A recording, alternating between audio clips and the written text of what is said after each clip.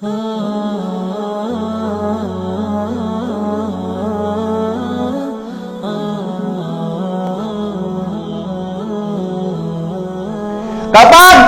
ang kalangitan ay nagbitak-bitak na, kapag ang bituin ay naglaglagan na, kapag ang kabundukan ay nagliparan na, kapag ang lahat ng karagatan ay nagliyab na. Imagine niyo yung pangyayaring yun, mga kapatid. At kapag ang araw ay lalapit sa tao ng napakalamit na halos isang dipa na lang. Imagine natin yun, mga kapatid, sa pananampalatayang Islam, kung gaano katindi ang sitwasyon sa panahon na yun. At sinasabi ni Allah subhanahu wa ta'ala sa araw na yaon, fataran nasa sukara wa mahum bisukara walakin na azaballahi syadid. At makikita mo sa araw na yaon, ang mga tao ay para silang mga lasing, ngunit hindi sila mga lasing. Ngunit sa araw na yaon, ang parusa ni Allah ay matindi. Wa tad'u kullu dhati hamlin hamlaha. Sa unahan ng verse na ito. At nakikita mo, ang mga buntis na hindi pa nila kabuwanan ay makakaanak sila, manganganak sila. Dahil sa tindi ng sitwasyon na kanilang mararanasan. Kaya hindi ito dapat maranasan ng isang taong mananampalataya. Kaya naman padadalhan ni Allah subhanahu wa ta'ala ang sino mang may katiting na paniniwala sa Kanya at kabutihan sa kanyang puso ng malamig na hangin at kukunin ang kanyang kaluluwa at mamamatay siya bilang awa ni Allah subhanahu wa ta'ala. At ang matitira na lamang dito sa mundong ito, isipin nyo na lang ang mga sitwasyon at pangyayari, kapatid, sa pananampalatayang Islam. Ang lahat ng kabundukan ay magliliparan na para siyang cotton na kapag hinipan mo magliliparan. At lahat ng karagatan ay magliliyab na parang impyerno na ito ay magkakaroon ng apoy. Maglalaglagan ang mga bituin, magbibitakan ang mga kalangitan. Sinong tao ang ini-imagine pa lamang niya ito ay maaatim niya at kakayanin niya yung sitwasyon na ito, mga kapatid, sa pananampalatayang Islam. Kaya ipanalangin natin kay Allah subhanahu wa ta'ala na bago dumating ang pagkakataong ito o yung sitwasyon na ito, tayo ay binigyan niya ng awa at hindi natin maranasan ang sitwasyon na ito, mga kapatid, sa pananampalatayang Islam. Maaaring ang iba sa atin ay ngayon niya lang ito maririnig, ngunit kabilang sa paniniwala nating mga Muslim ay ang paniniwala sa mga anghel. At ang mga anghel na ito ay may kanya-kanya silang gawaing iniatang sa kanila ni Allah subhanahu wa ta'ala. Kagaya ni Anghel Jibril na siya ay pinagkatiwalaan ni Allah sa revelasyon. Kagaya ni Anghel Mikail na pinagkatiwalaan ni Allah subhanahu wa ta'ala sa mga pananim at ang ulan. Kagaya ni Malakul Maut na pinagkatiwalaan ni Allah subhanahu wa ta'ala at ang katiwala niya sa pagkuha ng buhay ng isang tao. At kagaya din ng mga naunang anghel, may anghel na tinatawag ang kanyang pangalan na si Anghel Israfil. Si Malaika o si Malak Israfil, si Anghel Israfil ay ang pinagkatiwalaan ni Allah subhanahu wa ta'ala sa pag-ihip ng trumpeta. Ang trumpetang ito ay nabanggit ni Propeta Muhammad sallallahu alaihi wasallam, mga kapatid, sa pananampalatayang Islam. Ano yung trumpetang sinasabing ito ni Propeta Muhammad sallallahu alaihi wasallam? Siya pinagkatiwalaan ni Allah subhanahu wa ta'ala sa pag-ihip ng trumpeta. Sa isang narration ng hadith, sinabi ng Propeta Muhammad sallallahu alaihi wasallam, papaano ako? Noong kalagitnaan ng pagsasalita ng Propeta Muhammad, sabi niya, papaano ako magsasaya samantalang alam ko na ang tagapangalaga ng trumpetang hihihip dito, ang trumpeta ay nandun na sa kanyang bibig, na nangangahulugan na any moment na sabihin sa kanya ni Allah na simulan mo na ang pag-ihip, ay iihip siya at nakatapat na doon sa kanyang bunganga yung dulo ng trumpeta. mga kapatid sa pananampalatayang Islam. Nababanggit din sa pagpapaliwanag ng trumpetang ito, yung surah tinatawag. Ang pinakadulo nito, lalabasan ng tunog. Ang pinakadulo nito ay kasing laki at kasing lawak ng kalangitan at ng kalupaan. Mga kapatid sa pananampalatayang Islam, just imagine at imaginein na lang natin kung gaano kalaki ang trumpetang ito na kung saan lalabas dito ang tunog. At ito ay nababanggit sa Quran ni Allah subhanahu wa ta'ala, yung tinatawag na pag-ihip ni Anghel Israfil sa trumpetang ito. May mga nagsasabi sa isang narration ng hadith na magkakaroon ng 3 uri o 3 beses na pag-ihip sa trumpetang ito. Ngunit ang pinakatama, sapagkat ang unang hadith na ito ay da'if o hindi siya tumpak, ang pinakatama ay ang nabanggit ni Allah subhanahu wa ta'ala sa banal na Quran. Sa Surah Az-Zumar, na sinabi ni Allah subhanahu wa ta'ala sa verse 68, sabi ni Allah, وَنُفِخَ فِي الصُّورِ فَصَعِقَ مَنْ فِي السَّمَاوَاتِ وَمَنْ فِي الْأَرْضِ إِلَّا مَنْ شَاءَ اللَّهِ ثُمَّ نُفِخَ فِيهِ أُخْرَى فَإِذَا هُمْ قِيَامٌ يَنْظُرُونَ. Sinabi ni Allah subhanahu wa ta'ala, وَنُفِخَ فِي الصُّورِ, at hinipan ang trumpeta. فَصَعِقَ مَنْ فِي السَّمَاوَاتِ وَمَنْ فِي الْأَرْضِ, at kaya naman ang lahat ng nasa kalangitan at ang lahat ng nasa kalupaan ay saik. Ibig sabihin ng saik, sila ay mamamatay ng biglaan. Yun ang ibig sabihin ng saik. Mamamatay at mawawalan ng buhay ang sino man o anumang nasa kalangitan at lahat ng nasa kalupaan. Yung unang pag-ihip ng trumpeta.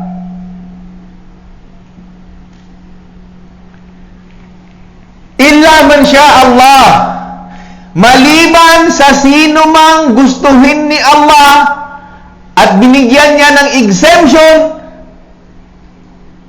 sa pag-ihip na ito. Ipinapaliwanag ito ng ating mga scholar kung sino-sino ang mga exempted dito sa pagkamatay sa unang pag-ihip nito, mga kapatid sa pananampalatayang Islam. Ang unang pag-ihip ay mamamatay ng biglaan ang lahat ng nasa kalangitan at ang lahat ng nasa kalupaan. Illa man sya Allah, maliban na lamang sa sino mang gustuhin ni Allah na hindi siya mapasama doon sa pagkamatay. ثُمَّ نُفِخَ فِيهِ أُخْرَى فَإِذَا هُمْ قِيَامٌ يَنْظُرُونَ. At pagkatapos nito ay iihip ng muli ng panibagong pag-ihip. فَإِذَا هُمْ قِيَامٌ يَنْظُرُونَ. At kaya naman ang mga tao, sila ay magsisipagbangon ng muli mula sa kanilang mga libingan at sila ay titingin lamang sa isang direksyon. فَإِذَا هُمْ قِيَامٌ يَنْظُرُونَ. Sila ay nakatingin at nakamasid sa isang direksyon. Ito yung sinabi ng propeta, sinabi ni Allah subhanahu wa ta'ala. So, ibig sabihin, ang isang Muslim naniniwala na darating yung pagkakataon na hihihipan ni Anghel Israfil yung trumpetang yaon, mga kapatid sa pananampalatayang Islam. Sa pagkakataong na ibibigay yun ni Allah subhanahu wa ta'alang order sa kanya, ang matitira na lamang tao dito sa mundong ito ay ang mga pinakamasasamang tao dito sa mundong ito. Nabanggit ni Propeta Muhammad sallallahu alaihi wasallam sa isang hadith rawahu Muslim fi sahihi min hadith Abdullah bin Amr radhiyallahu ta'ala anhu anna an-nabiy sallallahu alaihi wasallam dhakara ma yahduthu fi akhir az-zaman faqala ثم يرسل الله ريحا باردة من قبل الشام فلا يبقى على وجه الأرض أحد في قلبه مثقال ذرة من خير أو إيمان إلا قبضته.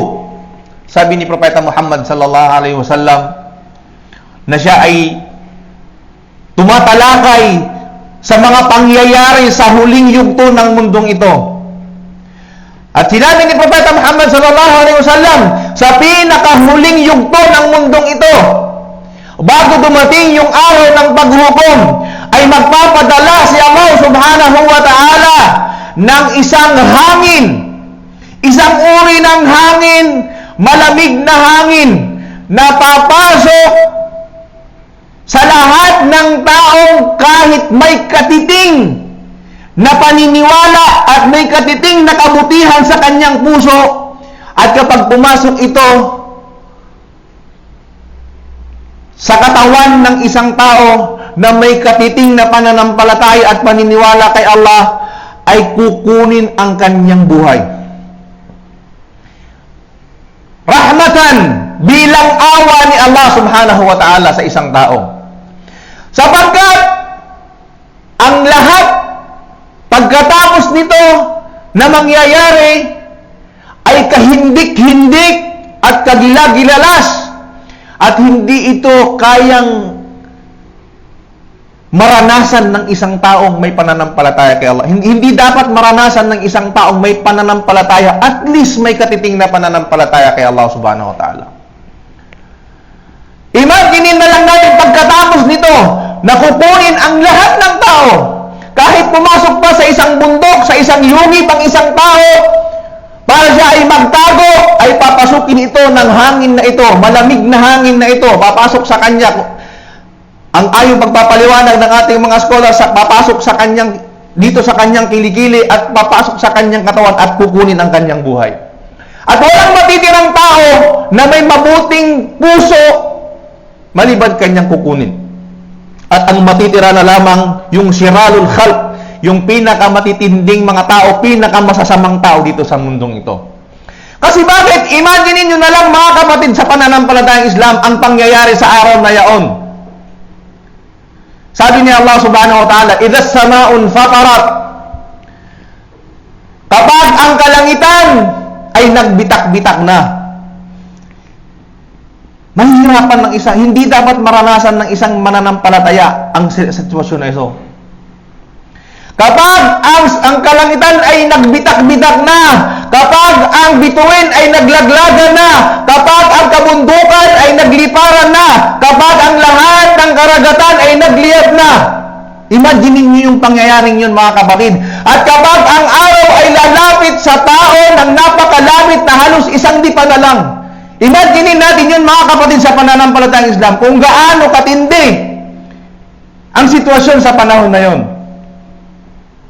At sinasabi ni Allah subhanahu wa ta'ala sa araw na yaon, fataran nasa sukara wa mahum bisukara walakin na azaballahi syadid. At makikita mo sa araw na yaon, ang mga tao ay para silang mga lasing, ngunit hindi sila mga lasing. Ngunit sa araw na yaon, ang parusa ni Allah ay matindi. Wa tad'u kullu dhati hamlin hamlaha, sa unahan ng verse na ito. At nakikita mo ang mga buntis na hindi pa nila kabuwanan ay makakaanak sila, manganganak sila, dahil sa tindi ng sitwasyon na kanilang mararanasan. Kaya hindi ito dapat maranasan ng isang taong mananampalataya. Kaya naman padadalhan ni Allah subhanahu wa ta'ala ang sino mang may katiting na paniniwala sa Kanya at kabutihan sa kanyang puso ng malamig na hangin, at kukunin ang kanyang kaluluwa at mamamatay siya bilang awa ni Allah subhanahu wa ta'ala. At ang matitira na lamang dito sa mundong ito, isipin nyo na lang ang mga sitwasyon at pangyayari, kapatid, sa pananampalatayang Islam. Ang lahat ng kabundukan ay magliliparan na para siyang cotton na kapag hinipan mo magliliparan. At lahat ng karagatan ay magliliyab na parang impyerno na ito ay magkakaroon ng apoy. Maglalaglagan ang mga bituin, magbibitakan ang mga kalangitan. Sinong tao ang ini-imagine pa lamang niya ito ay maaatim niya at kakayanin niya yung sitwasyon na ito, mga kapatid, sa pananampalatayang Islam. Kaya ipanalangin natin kay Allah subhanahu wa ta'ala na bago dumating ang pagkakataong ito o yung sitwasyon na ito, tayo ay binigyan niya ng awa at hindi natin maranasan ang sitwasyon na ito, mga kapatid sa pananampalatayang Islam. Nakalagay dito, thumma nufikha fihi ukhra, at pagkatapos nito ay iihip ng muli si Anghel Israfil sa trumpetang ito, fa idahum qiyamun yandurun. At ang lahat ng mga tao ay sila ay tatayong ng muli at sila ay magsisibangunan. Sa isang narration ng hadith ng Propeta Muhammad sallallahu alaihi wasallam, na ang mga tao kapag sila ay namatay, ay babalik sila sa lupa at maaagnas, mabubulok ang kanilang katawan, maliban na lamang sa isang porsyon, sa isang bahagi ng katawan ng tao na ito ang hindi nabubulok at hindi masisira. Ito yung pinakadulo ng spinal cord ng isang tao. Yung pinakadulo ng kanyang spinal cord, dito merong parang maliit na buto dyan, na ito yung sinasabi ng Propeta Muhammad sallallahu alaihi wasallam, na ito yung hindi nabubulok at hindi mabubulok at hindi masisira. At mula dito, pag ang tao ay bubuhayin ng muli ni Allah subhanahu wa ta'ala, ay magpapadala siya ng ulan sa kalangitan, na ang mga tao ay magsisibangunan, mga kapatid sa pananampalatayang Islam, nakagaya ng pagtubo ng mga halaman. Mula doon sa butong yan na hindi nabulok, ay doon muling bubuhayin ni Allah subhanahu wa ta'ala ang lahat ng tao dito sa mundong ito, upang humarap sa paglilitis kay Allah subhanahu wa ta'ala sa kabilang buhay. Ang lahat ng tao ay titingin lamang sa isang direksyon. At sa isang narration ng Propeta Muhammad sallallahu alaihi wasallam, ng hadith ng Propeta Muhammad sallallahu alaihi wasallam, ang lahat ng tao sa araw na yaon ay babalik sila sa kanilang dating original na kalagayan, na sila ay ang kalalakihan ay hindi mga tuli at sila ay hubot-hubad. Kaya naman nung narinig ito ng asawa ng Propeta Muhammad sallallahu alaihi wasallam na si Aisha, sabi niya, "O ya Rasulullah, lahat ba ng tao sa panahon na yaon ay hubot-hubad?" Ang ibig sabihin, papaano yun ya Rasulullah? Hindi ba sila magtitinginan sa kanilang katabi sa kaliwat kanan nila? Sabi ni Propeta Muhammad sallallahu alaihi wasallam, hindi Aisha, hindi yan kagaya ng sitwasyon sa iniisip mo. Sa araw na yaon, walang taong maiisip pa niyang lumingon sa kaliwa at kanan upang siya ay sumilip, sapagkat bawat isa ay merong kanya-kanyang pinagkakabalahan at inaalala kung siya ba ay makakapasa sa mga pagsubok at parusa ni Allah subhanahu wa ta'ala. So ganun, mga kapatid sa pananampalatayang Islam, ang paniniwala natin sa pagkabuhay ng muli ay tunay at totoo. At isa lamang, ang isa sa pwede nating makuha dito, mga kapatid sa pananampalatayang Islam, na ang kabuhay ng muli natin sa araw na yaon ay paghandaan natin, sapagkat dito magsisimula ang pagtatanong sa atin ni Allah subhanahu wa ta'ala sa lahat ng ginawa natin dito sa mundong ito. Magpasalamat ka kung ikaw ay mabuting tao at ang ginawa mo dito sa mundo ay kabutihan, at tanggapin nawa ni Allah ang kabutihang ginawa mo. Ngunit kung hindi kabutihan ang ginagawa mo at hindi kabutihan ang iyong naging buhay dito sa mundong ito, may panahon pa upang ikaw ay magtauba at humingi ng tawad at ikaw ay gumawa ng kabutihan, mga kapatid sa pananampalatayang Islam. Aqulu qawli hadha, astaghfirullah li wa lakum wa lisairil muslimin min kulli dhanbin fastaghfiruhu innahu huwal ghafurur rahim.